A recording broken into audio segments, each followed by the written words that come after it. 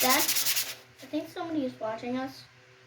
Oh, hey there. Well, welcome everybody. This is Chris and Eli here, and we are currently working on a project where we are refinishing a table. And dads, if you're like me, your son, he's always by your side saying, Dad, what you doing? Dad, what you doing? Can I help? Can I help?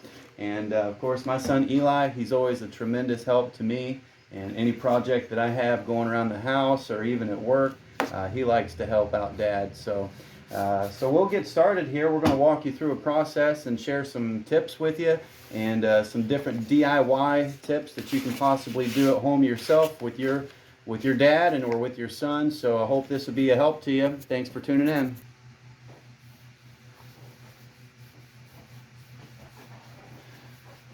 Yep.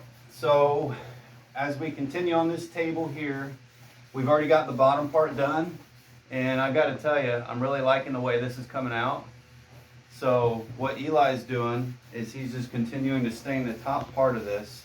Now with the stain, you can use essentially any kind of wood stain for projects like this. And what we did, we were actually a little bit creative, and we mixed a couple different stains together to get the desired color that we're looking for. What we're trying to do is match some of the other wood furniture that we have in this room, and so that's the whole purpose of this project here. But from the start of it, this table was already finished before. It had a light colored stain, but it wasn't necessarily the color that we wanted. It had scratches and stuff. And it had scratches, and so we started from the bottom of it. We sanded down the whole thing. And when you're sanding a project like this that's already stained or it has damage such as scratches or dings to it, you want to start with a very low sandpaper grit and work your way up from there. What we did, we started with an 80 grit, and then from there, once you get everything sanded down really good, you get all the rough textured parts out of it, you move up. And so we went from an 80 grit to a 100 grit, then we moved to a 150 grit, and then our last sandpaper that we used was this right here, which is a 220. The 220 is the finishing touches to it, but you want to work. So much grits. Well, it's exactly right. It's a good question. Why do you use so many different sandpapers? The reason for that is because wood texture is, depending on the type of wood you have, it can be a very soft material or it can be a hardwood, but you start with a lower number of grit to get all of those rough textures out, and as you move up, you want to, each grit, the higher the number, the smoother the texture is going to be. And you don't want to just jump from an 80 grit to a 220 because you're going to still see a lot of scratches when you stain it and when you finish it.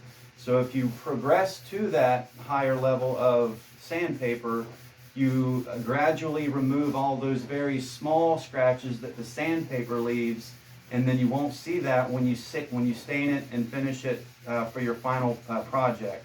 So you want to go in steps like that all the way up and just sand it. And another thing, you want to sand with the grain of your wood. You never want to sand across the grain. What I mean by that is if you see this table here, how the direction of the wood grain is going this way. So when I sand, I want to sand with the grain of that. I don't want to sand this way, going across the grain. Doing that can really damage it, and it causes a lot of scratches. So you want to go with the grain, and it prevents you from having a lot of scratches. And another thing here is the temperature in the room here. Right now we've got the heat cranked up, and if it's cold, if a cold environment, the stain will not dry and set up.